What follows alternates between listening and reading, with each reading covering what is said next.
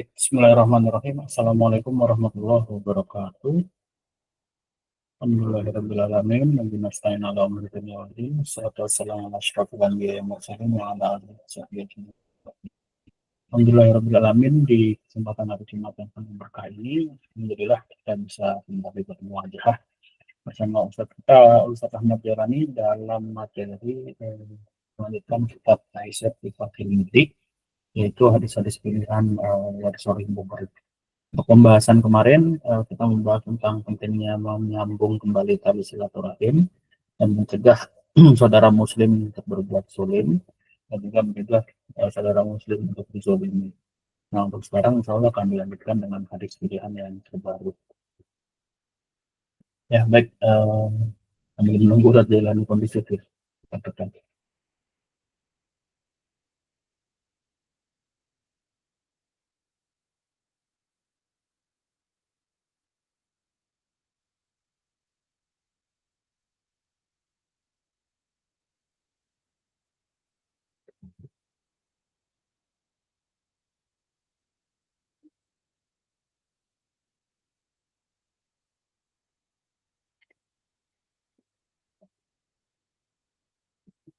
Ya, baik, tidak perlu berlama-lama lagi. Marilah kita mulai kajian pada siang hari ini dengan membaca Al-Basmalah. Bismillahirrahmanirrahim.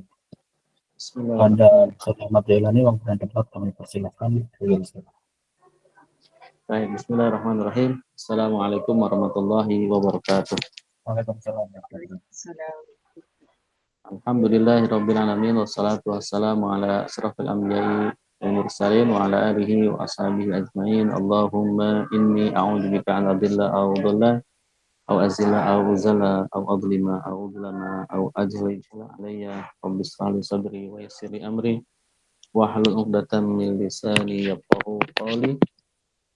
Alhamdulillah, ikhwani wa akhwati, teman-teman hadirin yang dirahmati Allah Subhanahu wa taala. Kita bersyukur pada Allah pada siang ini kita bisa berjumpa lagi di kajian rutin kita setiap Jumat. Insya Allah ke depan setiap Jumat sudah kosongkan waktu hari Jumat. Jadi akan ngambil libur hari Jumat, sehingga nanti Jumat akan kosong insya Allah.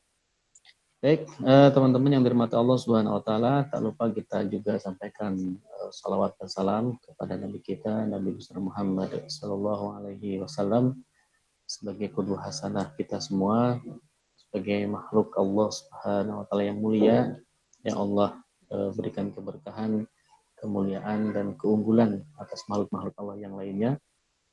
Dan semoga kita berdoa kepada Allah agar senantiasa diberikan taufik untuk terus berpegang teguh kepada sunnah Rasulullah SAW dan juga bisa dipertemukan nanti di hari akhirat. Amin ya Allah ya rabbal alamin.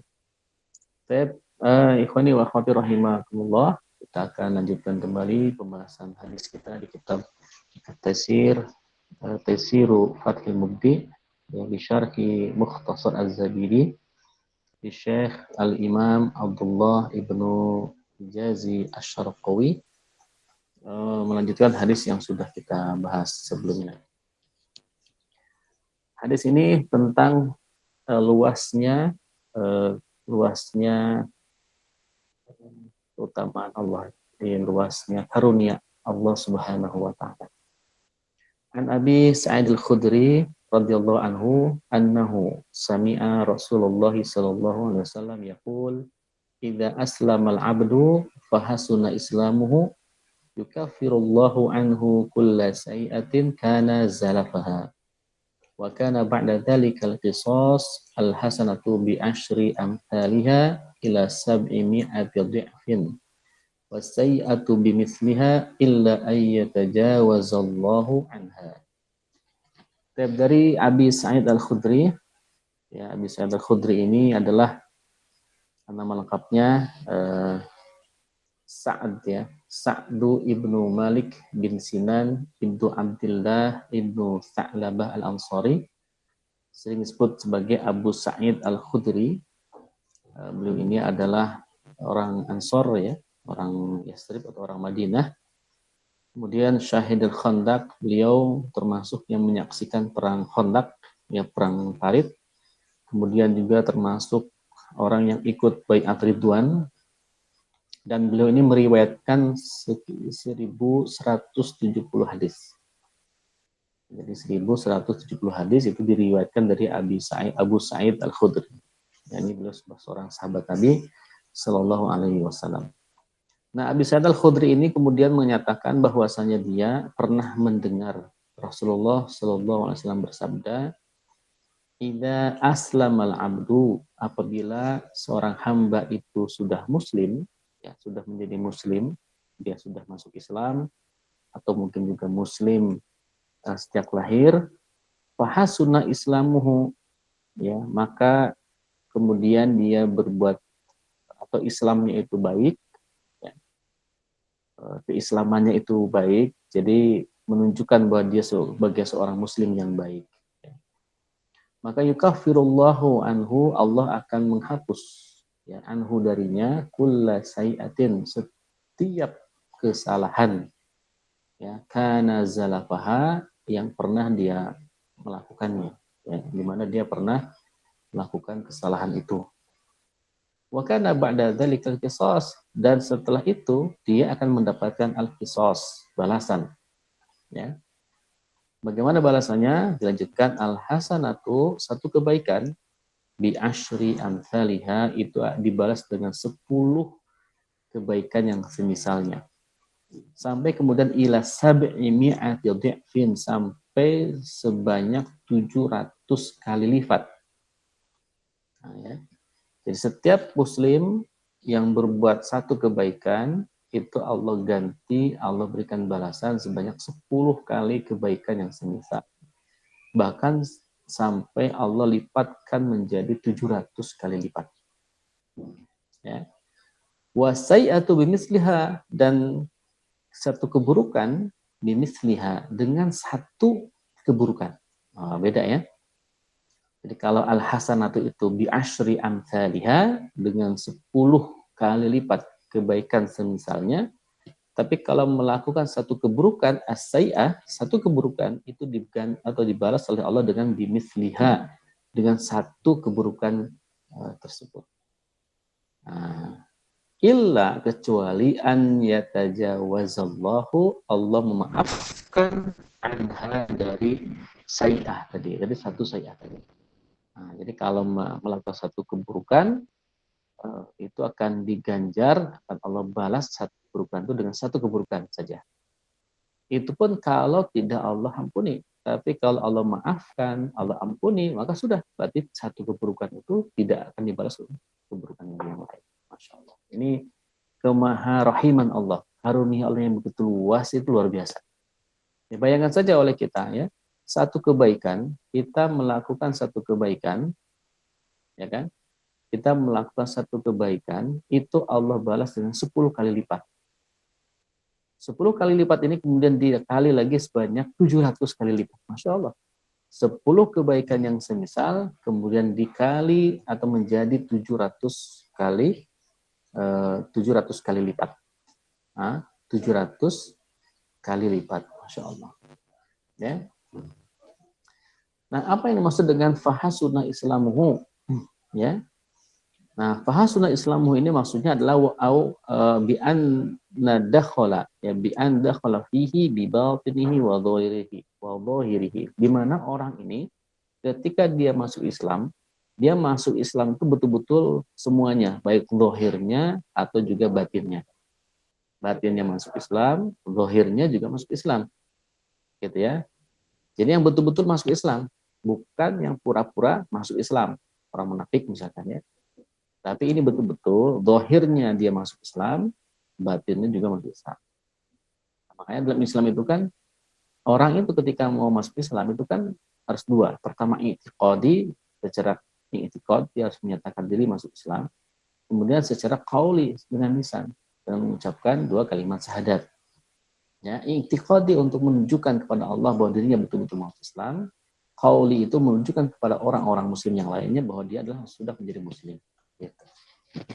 Nah, jadi kalau sudah batinihi wa dhahirihi, kemudian wa'taqadahu i'tiqadan khalisan minasyawaib, dan dia betul-betul meyakini dengan seikhlas-ikhlasnya, dan terlepas dari segala macam cacat atau keburukan. Maksudnya dari niat yang buruk. Nah, inilah yang dimaksud dengan idza aslamal abdu fa hasuna islamuhu. Jika seorang hamba itu masuk Islam dan dia baik Islamnya, maksudnya zahiran wa batinan baik Islamnya, i'tiqad dan juga baik Islamnya, tidak ada asyawaib, tidak ada keraguan, kecacatan atau juga aib yang lain. Nah, maka seorang muslim yang seperti ini, ya, apa yang Allah akan berikan? Yukaffiru, maksudnya at-takfir, at-taghdiyatu was-satr. Allah tutup, Allah hapus, ya, Allah hapus atau Allah tutup apanya? Izalatul kufri wal ma'asi. Allah akan hilangkan kekufuran dia sebelum dia masuk Islam, wal ma'asi dan segala kemaksiatan yang dia lakukan ketika menjadi kafir. Gitu, ya. Jadi ketika dia awalnya kafir mungkin ya, kalau dia masuk Islam dengan wahasuna islamuhu tadi, maka Allah akan hilangkan kekufuran sebelumnya. Jadi amal kafir dia sebelumnya Allah hilangkan, dianggap tidak ada, dihapus oleh Allah Subhanahu.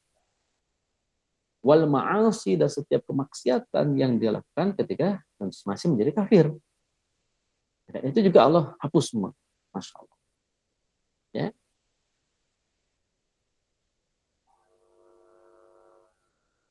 Jadi ini makna daripada yukaffirullahu anhu kulla sayyi'ah.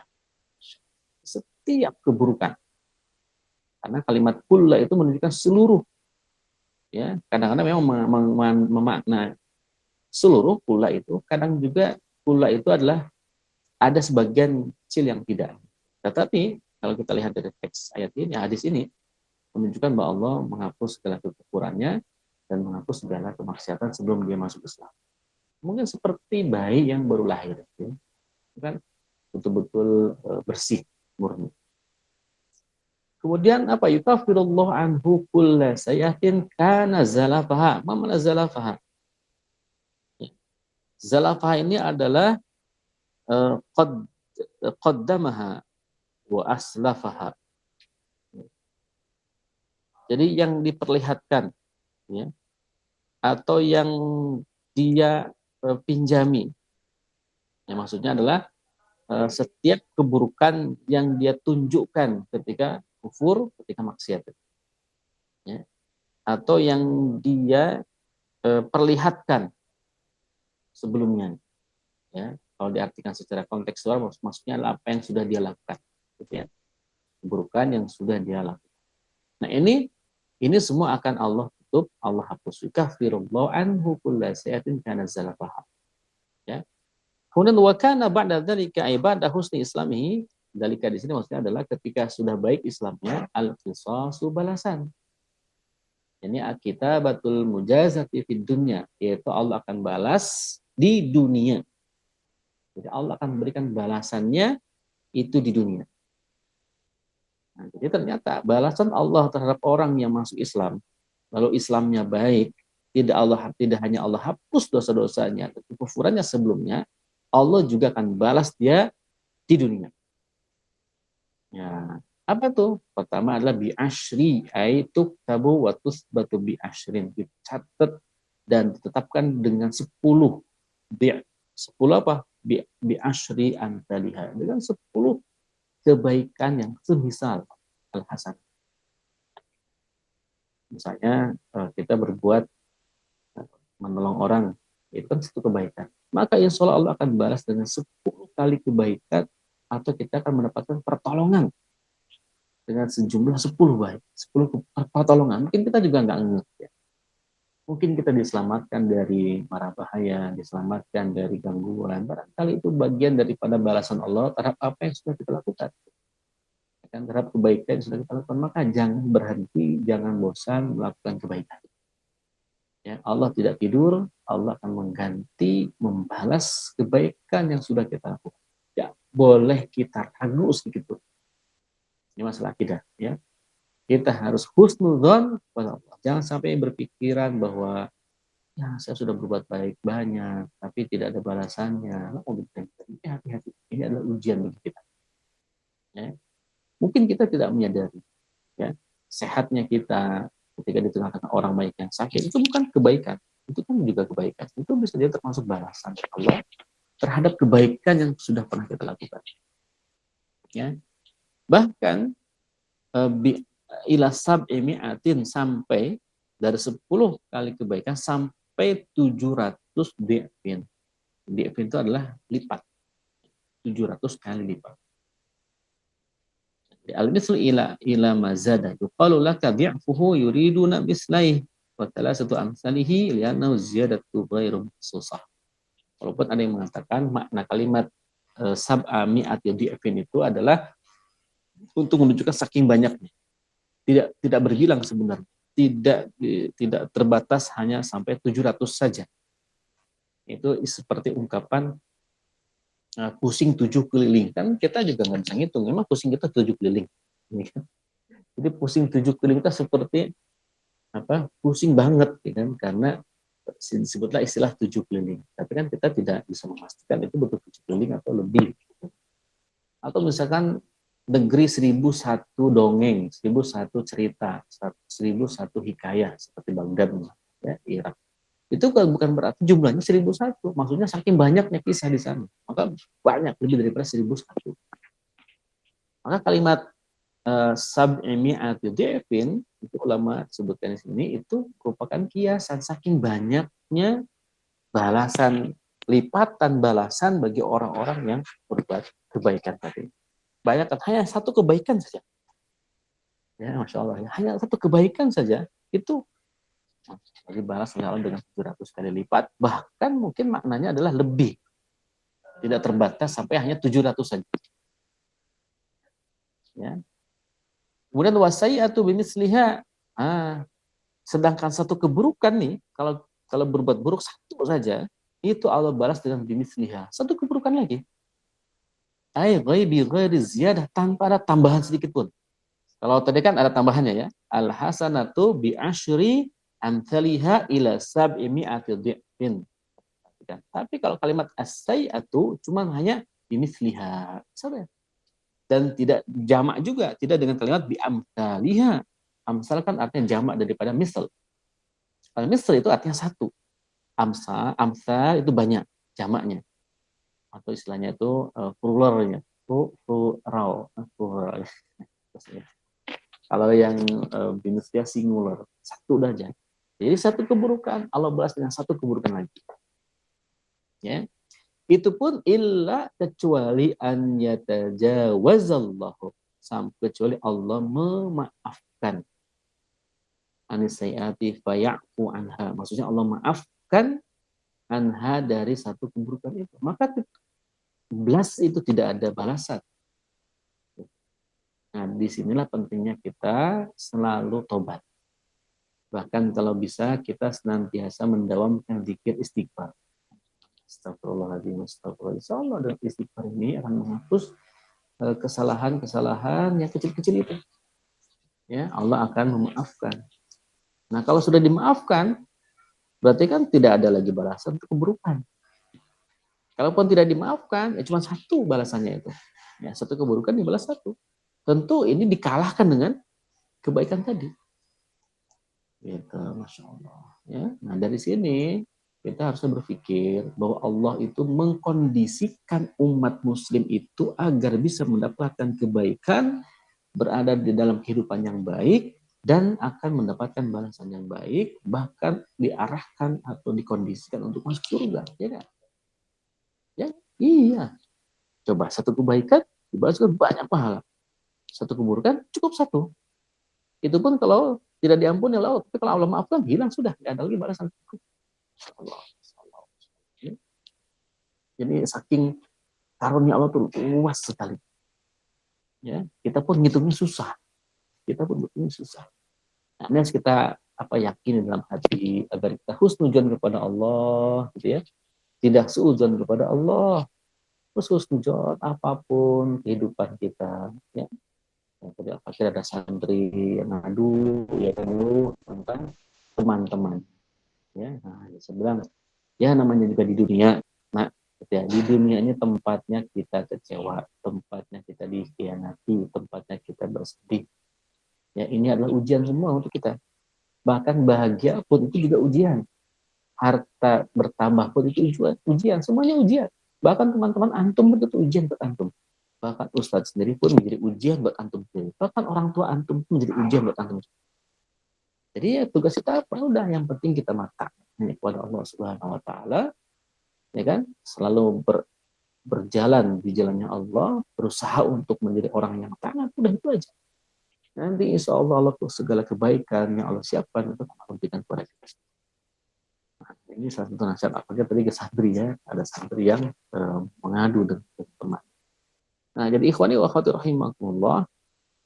Jadi hadis ini kalau kita lihat penjelasan ya, asyarhu wal bayan, syarah penjelasan dan penerangan dari hadis ini adalah misalkan yang pertama al-maqsudu ya, al-maqsudu bil abdi fil hadis. Maksud al-abdu, kata al-abd dalam hadis. Kenapa Rasul menggunakan kata idza aslamal abdu? Ya.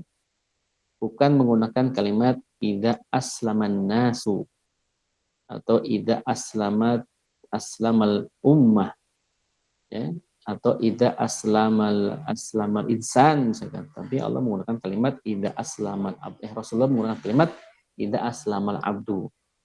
Nah, maksudnya adalah pertama bahwa makna al-abdu di sini bukan berarti hanya untuk laki-laki. Abdu itu kan hamba, ya budak laki-laki saja. Tapi maksudnya di sini juga termasuk dengan amah. Amah itu budak perempuan. Kan kalau amah kan budak perempuan. Abdu itu kan budak laki-laki. Ya. Berarti apa? Husnul islami qasiran ala rajuli.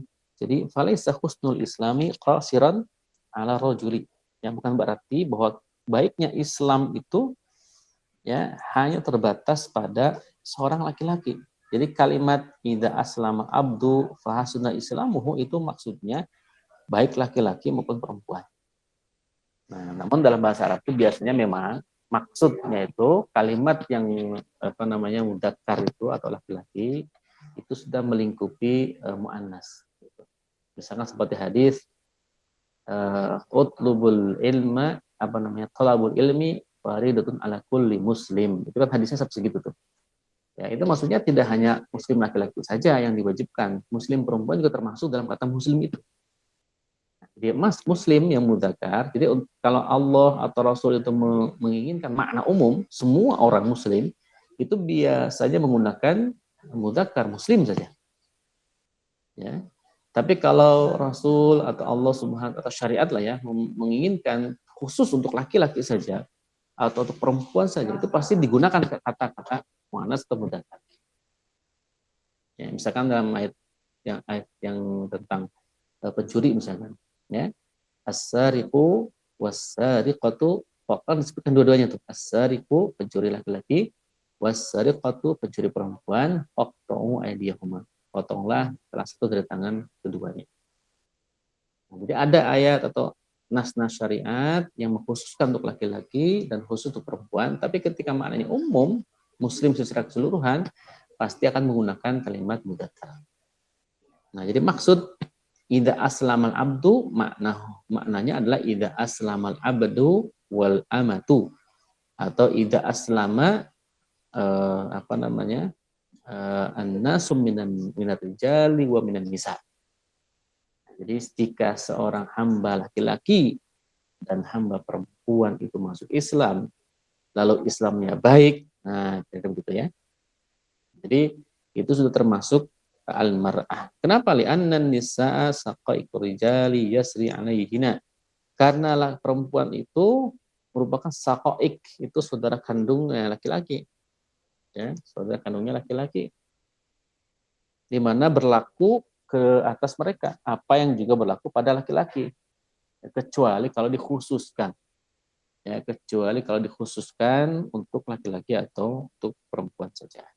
Ya, insyaallah ini adalah makna al-abdu. Kenapa kemudian Rasul menggunakan kalimat al-abdu untuk menunjukkan bahwa manusia itu adalah hambanya Allah. Kita itu budaknya Allah. Ya, bukan budak siapa-siapa, tapi budaknya Allah, hambanya Allah. Ya, kita hanya menyembah, ya, menyembah hanya kepada Allah Subhanahu wa taala. Kemudian berapa kali lipat sih yang dimaksud dengan sab'ami'ah itu? Nah, sebagian ulama mengklaim bahwa kalimat ila sab'i mi'ati dhi'fin itu adalah maksudnya at-tad'ifu la yujawaz ya la yatazawazu sab'ami'ah. Maksudnya adalah itu lipatan, ya. Allah tidak akan membalasnya kecuali sampai 700 saja. Gitu ya. Jadi dibatasi dengan jumlah 700. Ya. Tapi kalau kita melihat hadis yang lain, wa kama indal Bukhari fi kitab Raqaiq, dalam kitab Ar-Riqaq, ya, kan? Imam Al-Bukhari punya satu kitab namanya Ar-Raqaiq atau Ar-Riqaq, ya, bahwa terdapat satu hadis yang menyatakan katabahallahu lahu indahu asro hasanatin ila sab'i mi'atin mi'ati dhi'fin ila ad'afin katsirah. Gitu ya. Jadi kalau kita senderkan dengan hadis yang lain, bahwa maksud dengan sab'i mi'atin dhi'fin itu tidak berbatas pada ila sab'i mi'ati dhi'fin, pada 700 kali lipat saja. Tetapi ila ad'afin katsirah, tapi sampai berlipat-lipat banyak lipat-lipatannya. Nah, jadi akan dilipat gandakan sebanyak mungkin. Nah, jadi sab'ami'ah itu untuk menunjukkan apa istilahnya, mewakili saking banyaknya. Seperti tadi istilahnya pusing 7 keliling atau 1000 kota 1001 kisah dan seterusnya. Ya. Wa maqaulullahi ta'ala wallahu yudha'ifu liman yasha, dan juga dikuatkan dengan ayat Al-Qur'an. Ya, ayat Al-Qur'an juga sudah ada kalimat yang menyatakan Allah akan melipat gandakan sesuai apa yang Allah kehendaki. Jadi semua terserah Allah. Mau dikasih 700 ke, ya, mau dikasih 1000 ke, ya semua dikembalikan kepada Allah Subhanahu wa taala. Nah, jadi tidak terbatas hanya kepada 700. Kenapa ada kalimat liman yasha? Ya, bagi siapapun yang Allah kehendaki. Tentu dengan jumlah yang Allah kehendaki. Ya. Intinya adalah bahwa kita harus memberikan husnuzon kepada Allah Subhanahu wa taala. Ya. Fi qalihi illa an yatajawazallahu anha dalilun ali ahli sunnah ala anna al-abda tahta masyiatillahi ta'ala insya'a afan anhu wa insya'a aqibahu. Jadi ini merupakan dalil bahwa Allah Subhanahu wa taala mengendalikan, memegang kendali umat manusia. Ya. Kemudian berikutnya, hal a'malul bir tuktabu lil kafir, apakah perbuatan baik itu akan dicatat bagi orang kafir? Ya. Karena ada riwayat lain dari riwayat An-Nasa'i, ya, Rasulullah pernah bersabda, idza aslamal abdu fa hasuna islamuhu kataballahu lahu kullu hasanatin kana azlafaha wa muhiyat anhu kullu sayatin kana azlafaha. Jadi makna kalimat tadi ya, jadi setiap kebaikan, ya, yang sudah pernah dilakukan oleh orang, kalau tadi kan jelas ya, kalau dia melakukan keburukan di masa dia kafir atau di masa dia bermaksiat, lalu dia masuk Islam dan Islamnya baik, maka Allah hapuskan itu keburukan. Lalu bagaimana kalau dia itu kafir tapi berbuat baik sebelum masuk Islam? Apakah itu akan ditambahkan kepada ketika dia sudah Muslim, atau itu juga dihapus? Kalau keburukan oke lah ya, itu dihapus. Tapi kalau kebaikan, apakah itu juga dihapus? Nah, kita lihat ya. Anal kafiru idza fa'ala af'alan jamilah ala wijhati taqarrub ila Allah ka shadaqah wa silaturrahim wa i'taq wa i'taq wa nahwi tsumma aslama wa mata al-islam kutiba lahu thawabu dzalik. Nah, jadi kalau dia berbuat baik ketika masa kafirnya, di mana perbuatan baik ini seperti kalau dalam Islam itu bisa mendekatkan diri kepada Allah, seperti sedekah, silaturahim, ya kan, atau membebaskan budak atau sejenisnya, kemudian dia masuk Islam, lalu dia meninggal, maka semua kebaikan-kebaikan itu Allah akan catat. Masya Allah. Ya, kalau keburukan jelas tadi akan Allah hapus. Tapi kalau dia orang kafir berbuat baik, lalu masuk Islam, maka kebaikannya akan Allah catat. Allah kumpulkan gitu. Masya Allah. Ya. wa huwa zahirun khilafa li ba'di ahli ilmi amma idza lam yuslim faqila la yuktab lahu thawabun bal naf'uhu qasirun ala dunya ka ziyadati malin wa walad. Tapi sebagian ulama mengatakan tidak dicatat ya kebaikan yang dia lakukan sebelum masuk Islam tidak akan Allah catat ya, tidak juga Allah akan balas dengan kebaikan atau dengan pahala. Tetapi manfaatnya itu terbatas pada manfaat dunia saja. Ya, misalkan seperti ditambahkannya rezeki atau harta pada si orang kafir yang muslim ini. Dan atau juga diberikan keturunan. Nah, itu juga termasuk kebaikan. Nah, jadi memang ada dua pendapatnya. Pendapat pertama itu dicatat semua. Pendapat kedua tidak dicatat, tetapi akan dibalas dengan kebaikan yang lain. Terutama kebaikan yang sifatnya duniawi. Terbatas pada kebaikan dunia. Tapi kesimpulannya itu dibalas. Yang satu dibalas dengan pahala, ya kan pendapat yang kedua dibalas dengan kebaikan dunia.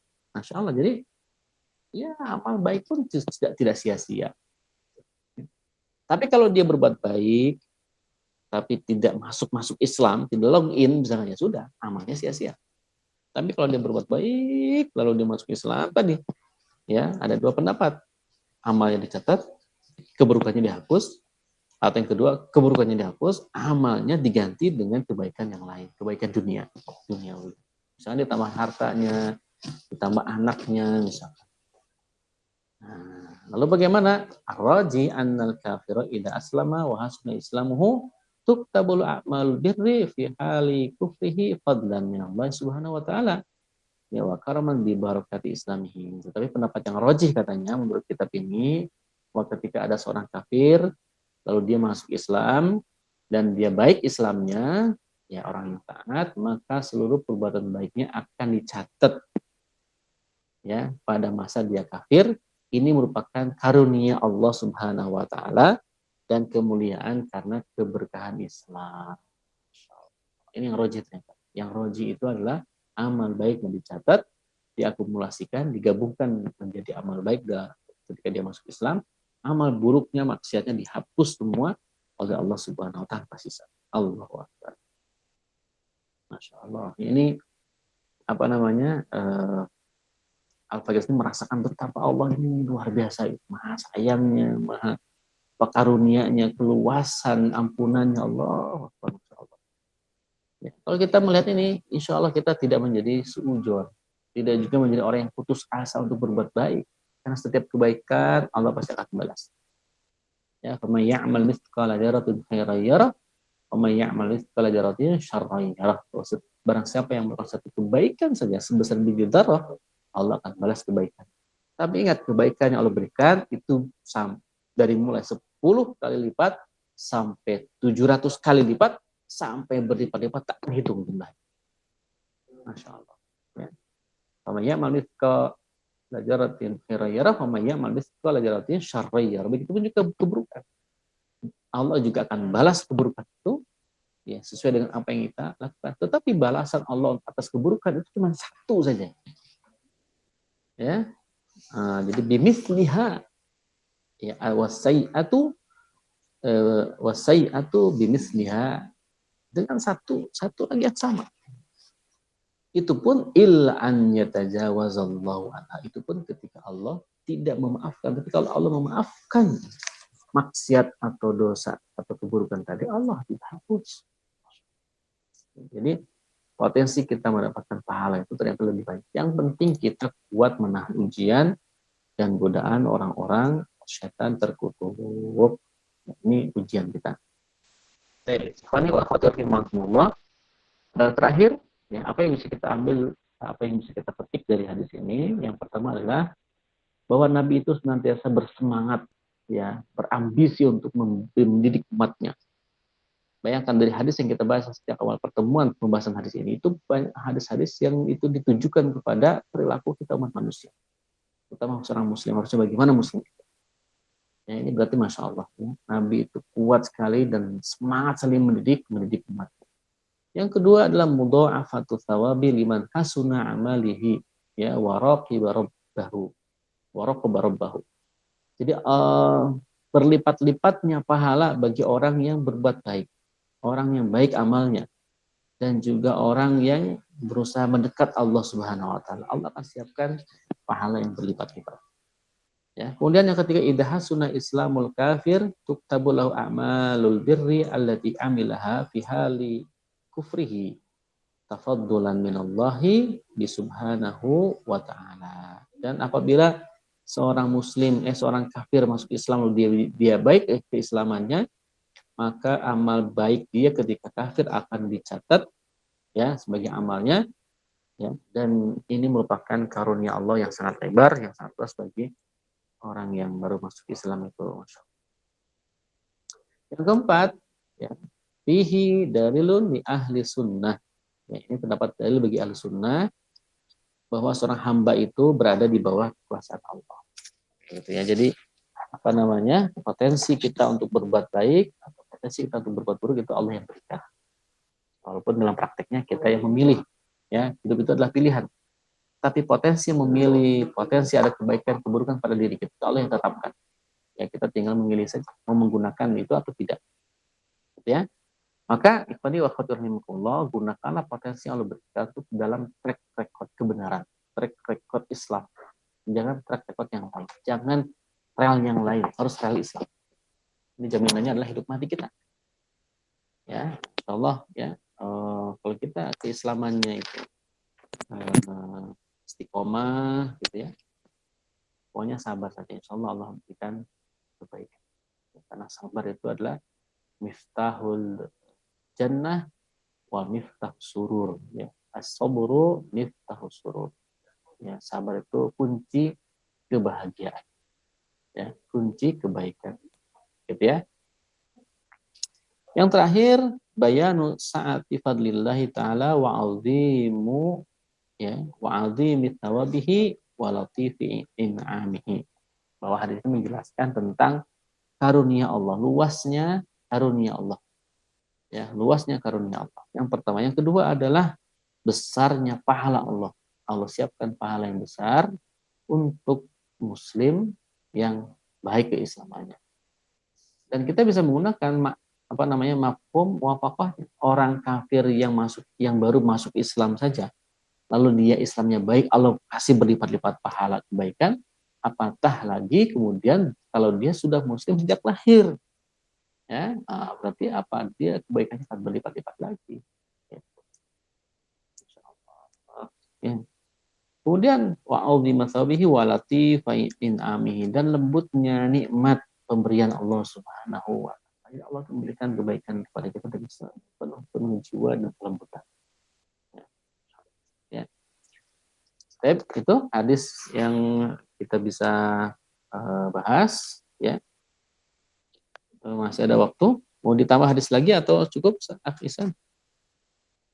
Untuk hadis selanjutnya penjelasannya berapa ini? Karena ini kalau untuk asar sih masih jam 15.20 ya, tapi untuk yang jawab mungkin bisa disediakan 15 sampai 10 menit. Oh iya. Ini hadis berikutnya cukup panjang, tapi kalau hadis setelahnya pendek. Ya, tambah yang pendek ya. Iya, boleh. Yang kelewat panjang buat pekan depan.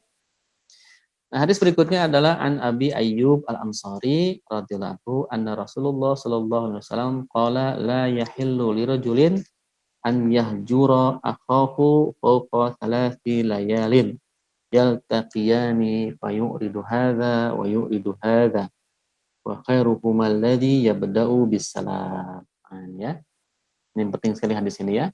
Bagi kita yang sering berteman, ya, berkomunikasi, bergaul dengan teman kantor.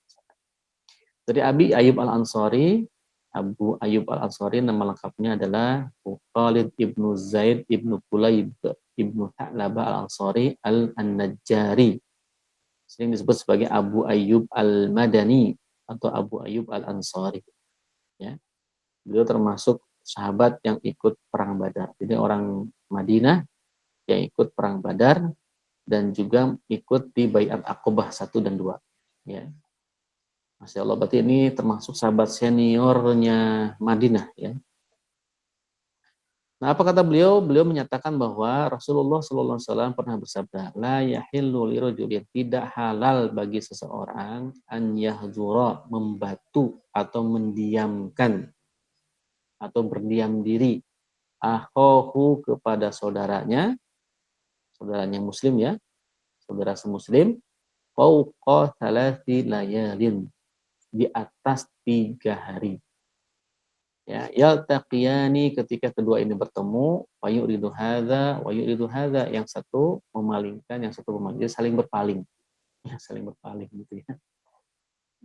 Jadi tidak halal, artinya haram ya bagi kita nih mendiamkan saudara kita atau tidak bercakap-cakap dengan saudara kita yang muslim itu lebih dari 3 hari. Nah, jadi kalau kita ngambek gitu, ya marahan itu maksimal 3 hari. Ya, tidak boleh lebih. Ya, kalau masih dalam rentang 3 hari, ngambekannya kita dengan saudara kita atau teman kita itu masih tolerir ya. Tidak akan dapat dosa. Tapi kalau sudah lebih dari 3 hari, itu berdosa. Masalah ya. Bahkan sampai ketemu pun kita saling berpunggung-punggungan, saling berpaling gitu kan, malingkan wajah. Ya, kalau ketemu di jalan misalkan, atau ketemu di kantor itu berpaling wajah kita. Itu boleh begitu, marahan boleh. Jadi dari sini hadis ini kita bisa melihat bermarah-marahan dengan saudara itu boleh-boleh saja, tapi maksimal 3 hari, nggak boleh lebih, ya nggak boleh lebih. Wa khairuhuma, dan yang paling baik dari keduanya tadi yang saling marah-marahan tadi, siapa? Alladzi yabda'u bisalam, orang yang pertama kali mengucapkan salam. Jadi orang yang pertama kali ngajak damai. Gitu. Ya, aduh, ini kita sudah 2 hari nih sedang diem-dieman nih, ada masalah nih ya, maafin aku ya kalau ada salah. Nah, itu paling baik gitu. Dan susah biasanya. Kalau kita gengsi itu kan, apalagi kita punya ego sendiri itu, ya siapa saya bosnya. Walaupun kita tahu saya yang salah misalnya, saya bosnya, kamu ya harus minta maaf sama saya. Nah, egonya muncul itu susah. Tapi justru kata Rasulullah, yang sebaik-baiknya itu di antara dua orang yang sedang cekcok ini, yang paling pertama kali ngucapin salam atau yang berdamai. Nah, gitu.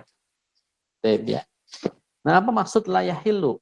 Layahilu yakni yahrum, haram. Nah, jadi haram hukumnya bagi seseorang, yang dimaksud dengan lirajulin di sini maksudnya bukan hanya terbatas pada seorang laki-laki ya. Lirajulin ini juga bermakna lil mar'ah. Jadi tidak halal bagi seseorang baik laki-laki atau perempuan, itu kira-kira ya, yang an yahdura akhahu, mendiamkan atau mendiamkan saudaranya, yakni akhahu fil Islam. Jadi saudara seislam, saudara semuslim, teman kita yang muslim. Ya, fauqa thalasi layalin, di atas 3 malam, maksudnya adalah 3 hari 3 malam. Ya, bi ayyamiha. 3 hari 3 malam berarti 3 kali 24 jam. Nah, itulah ya. Jadi itu batas maksimal kita untuk saling mendiamkan saudara kita yang semuslim itu adalah 3 kali 24 jam. Tidak boleh lebih, kalau lebih dosa. Kalau kurang dosa nggak? Tidak. Ada penjelasan nanti. Kenapa kok dikasih waktu 3 hari? Ya. Kemudian fayuridu, ya ini maksudnya yuwallihi zuhru, menunjukkan punggungnya. Maksudnya ya saling berpaling, tidak mau melihat wajah. Fayuridu hadza sebagai balasan dari yang pertama. Ya. Nah, maka apa hukum kita mendiamkan saudara muslim? Ya, apa hukumnya seorang muslim mendiamkan muslim yang lain? Maka Nabi menyatakan yuhadiru Rasulullah sallallahu alaihi wasallam min hijril muslim akhahu al muslim aktsara min 3 ayyamin bilayaliha. Jadi Rasul memperingatkan ya bagi seorang muslim yang mendiamkan saudara muslim yang lain itu lebih dari 3 hari 3 malam. Ya, misalkan dimulai zuhur pada hari Sabtu, maka akhirnya itu adalah harus zuhur pada hari yang ketiga. Ya betul, 3 kali 24 jam. Nah, tapi hadis ini menunjukkan apa? Jawazul hijri fi thalas. Bolehnya kita mendiamkan selama 3 hari. Ya. Kenapa? Li'anna ma jubila alaihi al-insanu minal ghadabi yazulu ghaliban minal mu'min au yaqillu ba'da salas. Karena rasa marah dari seorang mukmin itu biasanya akan hilang secara umum itu minimal paling sedikit setelah 3 hari. Nah, itu tuh hikmahnya ya, kenapa harus 3 hari?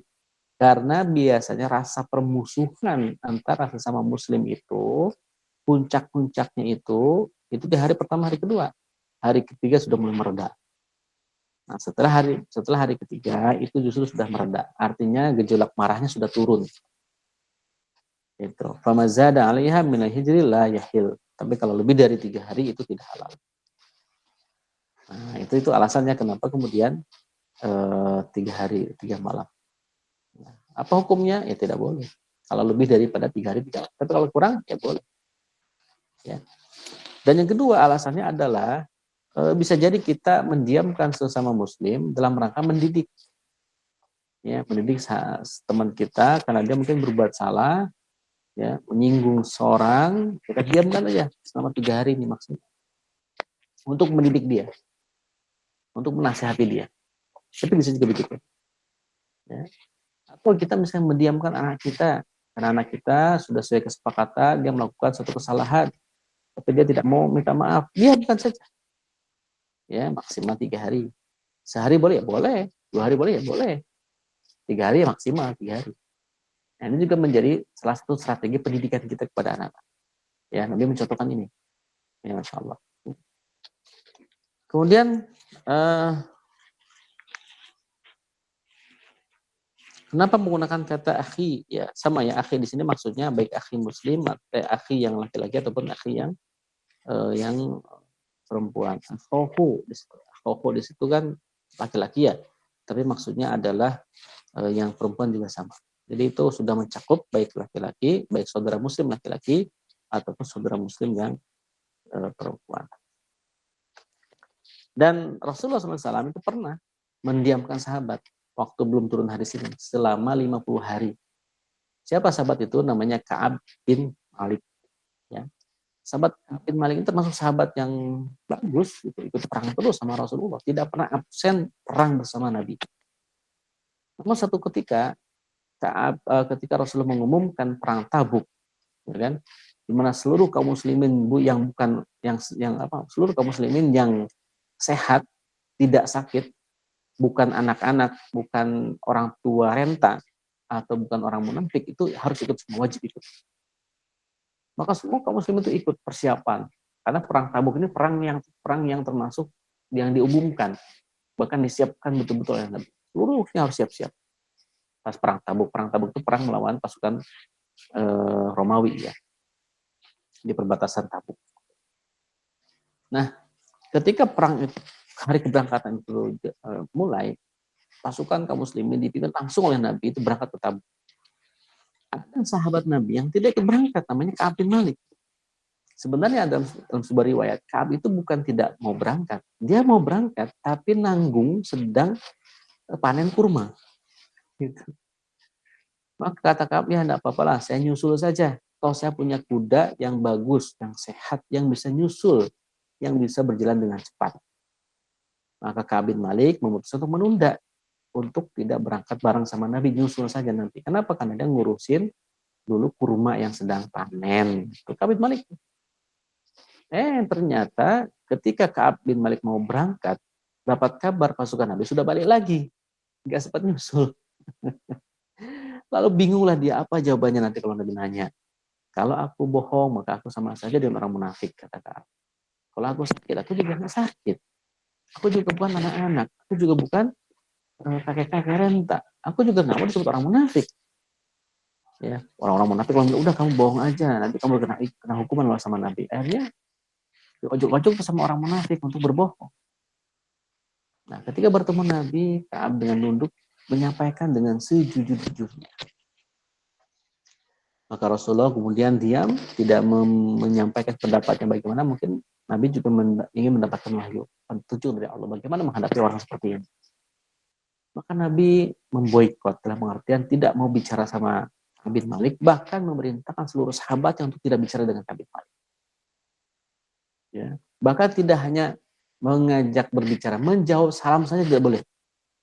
Bayang coba Ka'ab bin Malik datang ke sahabatnya, ya akhi, assalamualaikum, nggak dibalas salamnya. Ya. Ke Nabi, assalamualaikum, Nabi juga nggak balas. Walaupun para ulama menyatakan itu Nabi sama sahabat bukan tidak membalas, tapi membalas secara sir dalam hati, tapi tidak membalas secara zahir.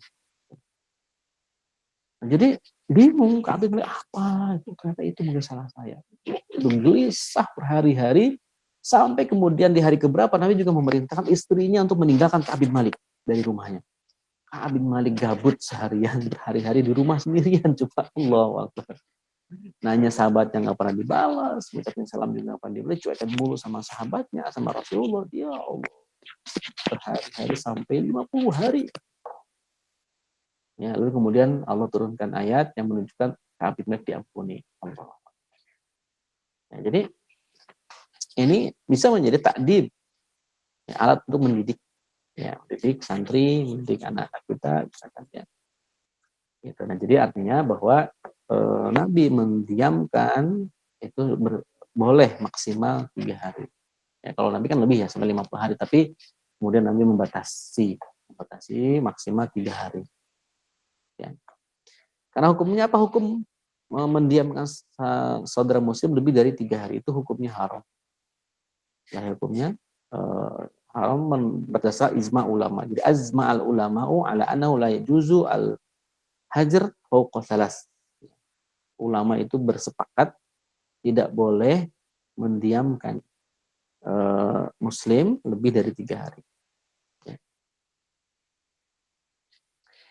Illa liman khafa min mukhalitatihi ma yusidu alaihi dinuhu, kecuali bagi orang yang memang bisa berpotensi membawa kerusakan terhadap agama.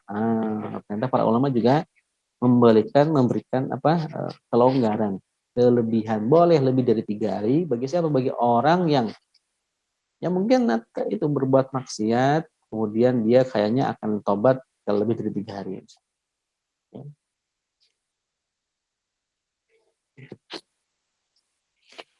Ini hukumnya boleh, ya, boleh. Ya. Tetapi memang tadi kondisinya kalau memang dia kalau tidak dididik lebih dari 3 hari dengan didiamkan itu, dia tidak akan tobat misalkan, maka boleh lebih daripada 3 hari. Tentu ini kan tergantung kajian orang Muslim, atau juga kalau dalam konteks daulah khilafah Islam itu ada namanya juru taksir. Nah, juru taksir inilah yang nanti akan yang bergerak menghitung di bidangnya masing-masing. Berapa jumlah hari yang cocok buat si orang. Nah, namun tidak boleh hukumnya kalau kita mendiamkan sesama muslim lalu tidak ada keinginan untuk balik lagi. Nah, jadi harus ada keinginan untuk rujuk pada orang itu, berdamai dengan orang itu. Tidak boleh kita mendendam selama-lamanya, hukumnya haram. Ya, tadi kan batasnya maksimal 3 hari. Jadi kalau punya teman, sahabat, kita sedang bermusuhan, segera telepon dia, ya, kan lebih baik yang paling awal, paling dulu yang menyapa ya. Jadi wa khairuhuma alladzi yabda'u bisalam. Jadi yang baik dari keduanya itu adalah orang yang memulai untuk berdamai, memulai untuk mengucapkan salam.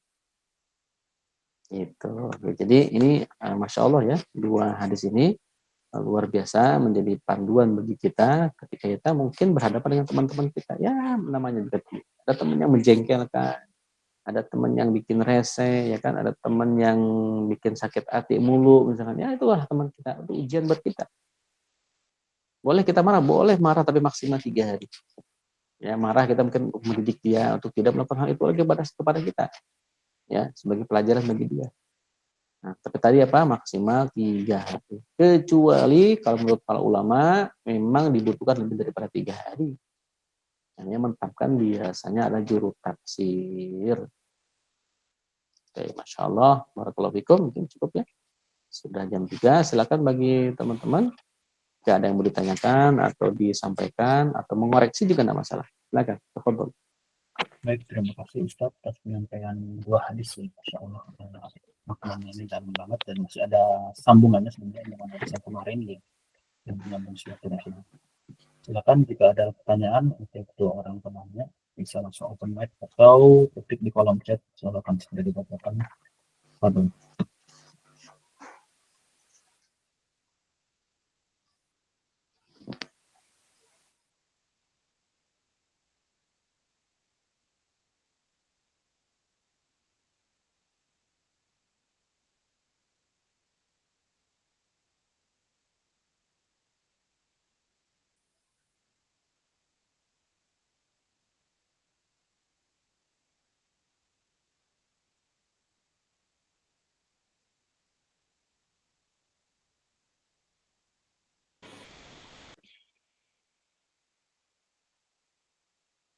Baik, mungkin teman-teman sedang mempersiapkan pertanyaan dulu, Ustaz. Mungkin saya awali dulu, Ustaz, ya, gitu. Bertanya beberapa hal. Saya ingin bertanya untuk hadis yang pertama, Ustaz, gitu ya, di mana maghfirah dan rahmat Allah itu luas, gitu kan. Bahkan kita pun sebagai muslim ini dikondisikan untuk selalu berbuat baik dan meminimalisir gitu ya untuk berbuat dosa dan maksiat gitu. Lalu untuk istilah istidroj itu apakah masuk di keumuman hadis ini, Ustaz? Maksudnya itu kan istilahnya apa namanya, orang berbuat maksiat tapi tetap diganjar pahala dan kebaikan bahkan bertambahnya harta gitu. Apakah itu masih ke dalam hadis ini atau jadi pembahasan yang berbeda gitu. Demikian sih.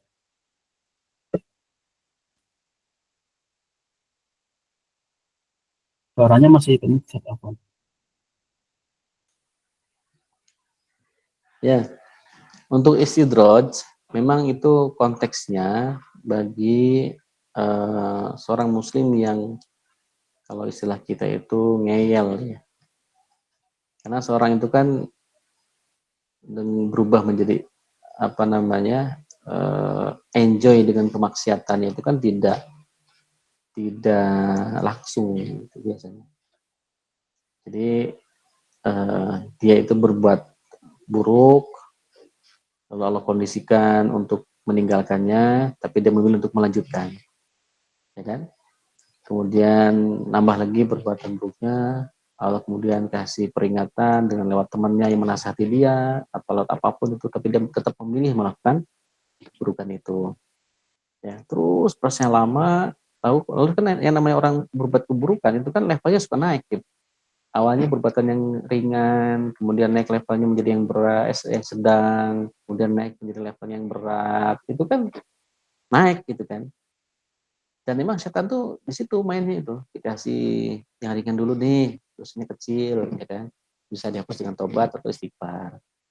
Nanti sudah nyaman dengan yang kecil, naik ke yang sedang, ya kan, sedang ini bisa dengan tobat, nasuha, lama-lama kemudian kasih yang berat. Di sisi lain Allah sudah memberikan peringatan dengan teman-temannya, kemudian dengan peringatan yang secara langsung, fitrahnya itu merasa malu berbuat maksiat itu kan fitrah tuh manusia berbuat malu maksiat ini atau takut pada Allah awalnya gitu.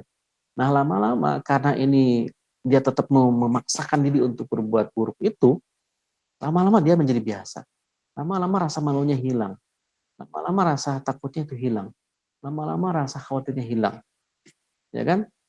Jadi dia tetap memilih untuk berbuat buruk, memilih perbuatan yang maksiat dibandingkan perbuatan yang baik tadi. As-sai'ah yang dia pilih adalah as-sai'ah, ya bukan al-hasanah tadi.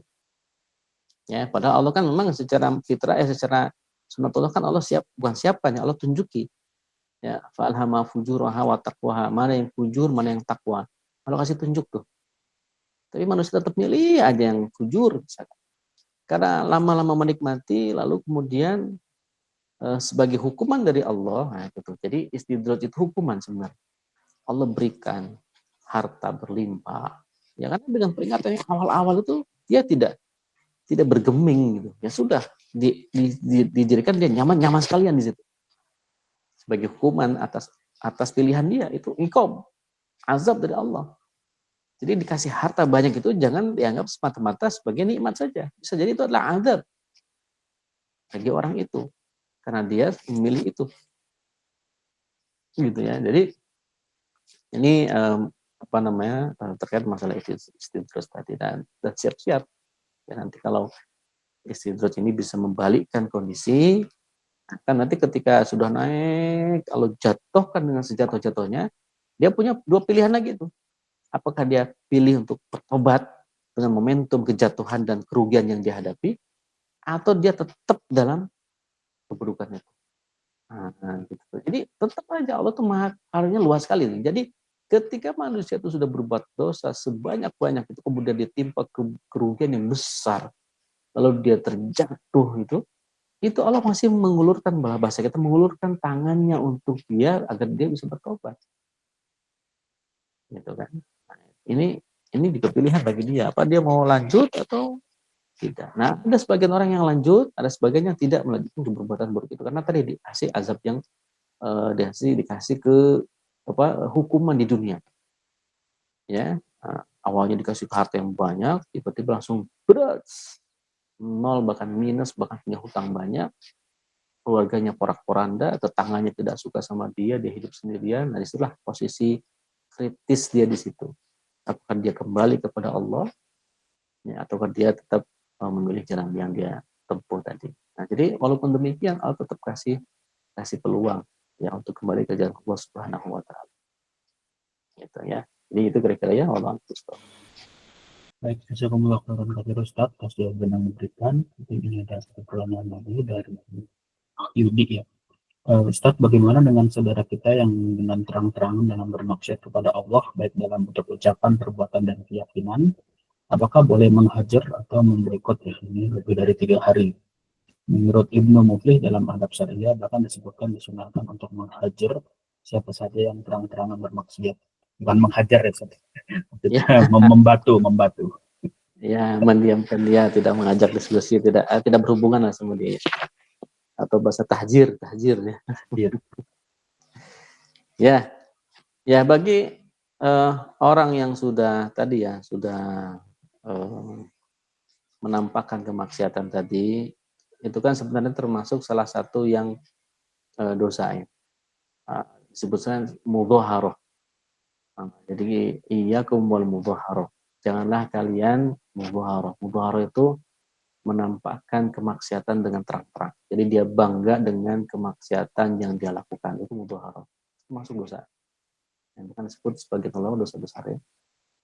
Jadi apalagi zaman sosmed sekarang ya, orang tuh mudhaharah.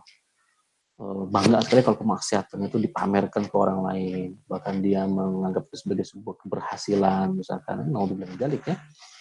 Nah, bagi orang seperti ini kalau niat kita mentahjir dia agar dia bisa kembali ke jalan Allah, silakan saja. Apakah cukup 3 hari? Tadi disebutkan di akhir bahwa boleh menurut ijma ulama. Menurut ijma ulama boleh kita mentahjir saudara kita yang muslim lebih dari 3 hari ketika memang itu dibutuhkan untuk bisa mengembalikan dia, gitu ya, mengembalikan dia kembali ke jalan yang benar. Sebagaimana Nabi dulu pernah mentahjir Ka'ab bin Malik selama 50 hari, berarti kan sebulan lebih ya, hampir 2 bulan, ya, 2 bulan kurang 10 hari. Itu boleh-boleh saja, ya juz di situ. Tetapi normalnya kita dengan percekcokan kecil-kecil itu ya maksimal 3 hari saja. Ya. Tapi kalau kita dalam rangka untuk mendidik dia, menasehati dia, misalkan dengan nasihat udah nggak mempan, misalkan, kita ajak pengajian nggak mau, ya, kita kirim artikel-artikel atau quote-quote apapun, dia tetap nggak ngaruh, dia tetap bangga dengan kemaksiatan, sudah kita diamkan saja, hajar dia, ya, boleh dari 3 hari, ya boleh. Ya, nah, mudah-mudahan dengan itu dia bisa berpikir, gitu kan?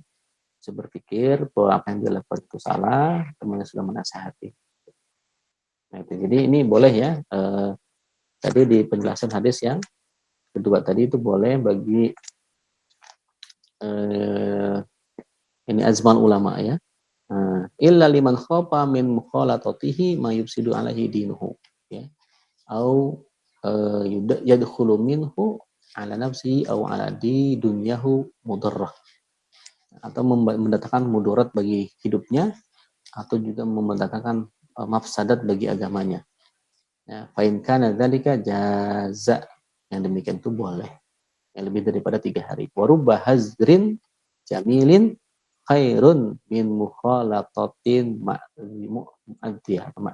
Karena mentahdir yang baik, atau mentahdir yang bagus itu lebih baik daripada kita bercampur dengan dia, maksudnya bergaul dengan dia, tapi pergaulannya malah menyakitkan gitu. Wah, mending tahdir saja untuk perbaikan gitu. Kemudian ada penjelasan di bawahnya. Fil hadisi dalalatun ala anal hajra yazulu bi mujarradi ilqa'i salam aw radd. Wa qila la yazulul hajr illa biruju'i ila halati allati kanu alaihi awalan min al-fati wal mawaddah wal awwalu arjah. Maksudnya yang pertama tadi ya, bahwa orang yang kita hajar itu, ya, atau tahjir itu boleh saja itu tidak membalas salam, sebagaimana Nabi tidak membalas salam sahabat Ka'ab bin Malik tadi. Gitu. Tapi ada yang mengatakan tidak boleh, itu tetap harus menjawab salam. Tapi yang pertama itu lebih arjah, lebih rojih, karena ada contohnya tadi. Nah, intinya bahwa dalam konteks untuk mendidik dia, menasihati dia boleh-boleh saja lebih daripada 3 hari. Gitu ya. Bukan karena memang kita benci gitu, bukan. Baik, terima kasih Ustaz. Atas jawaban dari pertanyaan yang diberikan, alhamdulillah ini sudah 2 orang penanya. Kita cukupkan saat untuk kajian pada kesempatan sore hari ini. Teman-teman, yakin saya juga masih banyak memendam pertanyaan gitu ya. Silakan untuk digunakan grup kajian rekaman untuk bertanya kepada Ustaz. Insya Allah kalau Ustaz sedang ada ruang, saya bisa menjawab, maka Ustaz akan segera menjawab. Wallahu a'lam bishawab. Terima kasih. Mari kita tutup kajian pada sore hari ini dengan baca alhamdulillah. Alhamdulillahirabbil alamin. Dan baca doa kafaratul majlis. Subhanakallahumma bihamdika asyhadu an la ilaha illa anta astaghfiruka wa atubu ilaik. Terima kasih. Wassalamualaikum warahmatullahi wabarakatuh. Waalaikumsalam warahmatullahi wabarakatuh.